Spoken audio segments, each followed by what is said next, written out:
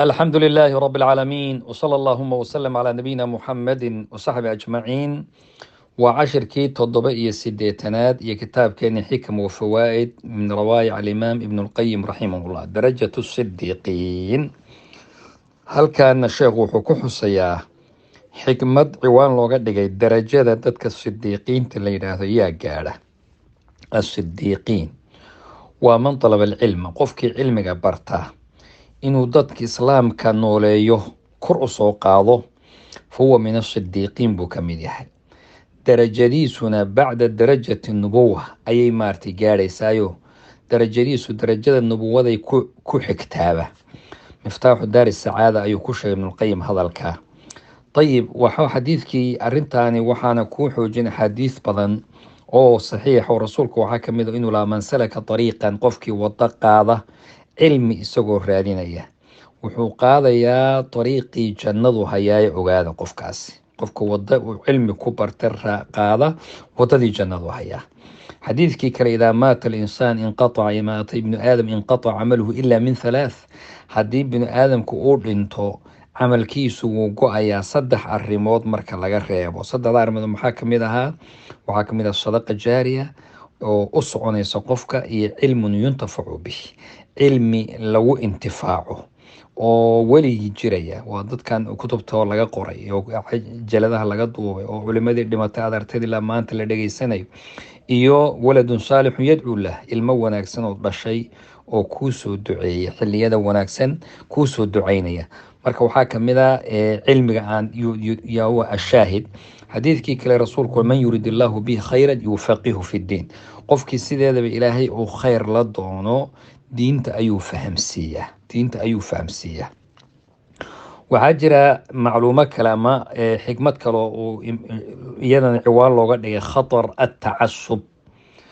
khatar atacasub yani tacasubku waxaa weeye in dadkii la kala saarsaaro, la kala qoloqoleeyo, qolo aad maaragtay xaggeeda xigsato, qolana aad cadow ku noqoto. atacasubu lilmadaahib, madaahibta iyo duruqda iyo mashaa'ikhda iyo tafdiilu bacdi calaa bacdin, qeyb in laga fadilo iyo iyada oo maaragtay calaa bacdin casabiyi iyo maaragtay dadkaasna lagu kala geynayo. qofna uu qofka u yeedhanayo soo dhaweysanayo, uu weli ka dhiganayo isaga xiriirin, qofna uu colaadinayo. kullu hada min dacwa aljaahiliya, waxay kamid tahay buri ibnuqayim dacwa aljaahiliya, jaahiligii iyo waxay ku dhaqmi jireen bay kamid tahay. zaadulmacaad ayuu ku sheegay sheekhu macluumada.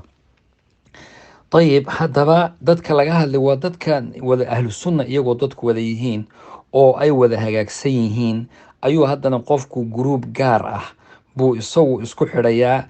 intii kasoo hadhayna cadow buu ku yahay.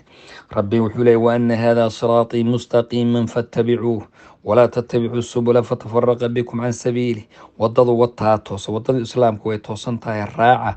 ha raacina wadooyinka yaryarkaa ee meelaha dhinacyada u baxaya, ha raacina. yadullaahi maca aljamaaca, ilaahay subxaana watacaala yadiisu yani waxay la jirtaa jamaacada, ayay la jirtaa mar walba. jamaacada adigu la jir, facalayka biljamaaca, sidaasuu rasuulku laha. waa xadiis waa saxiixa. jamaacada iyo muslimiintu meeshay joogaan wanaagsan ee ahlu sunnada ah maaha bidca inaad iska dhex gasho, adiguna ka qayb gal. fa inamaa yaakulu di'bu min alghanami alqaasiya, yani waxyaabaha dhurwaaga iyo waraabuhu ariga wuxuu cunaa midda gooni u daaqada ama midda meel gaara aadabuu cunaa, ee midda ku dhex jirta ariga ma soo dhex aado. islaamku wuxuu la dagaalamaa tafaruqa iyo tacasubka, iyo islaamku la dagaalamaa in daa'ifo dadka loo kala saaro iyo gruub loo kala saaro iyagoo xaqii laga leexanayo. reer bani israa'iil rasuulku wuxuu noo sheegay inay u kala qaybsameen 72 gruub, yani u fiirso yahuud iyo nasaara, yani 71 firqo iyo 72 firqe u kala qaybsameen. laakiin ummadan rasuulku wuxuu yihi waxay u qaybsami doontaa iyaduna calaa 73 firqa, 73 gruub ayay u kala qaybsami doontaa. markaasaa wuxuu yihi kulluhum fi nnaar ilaa waxida.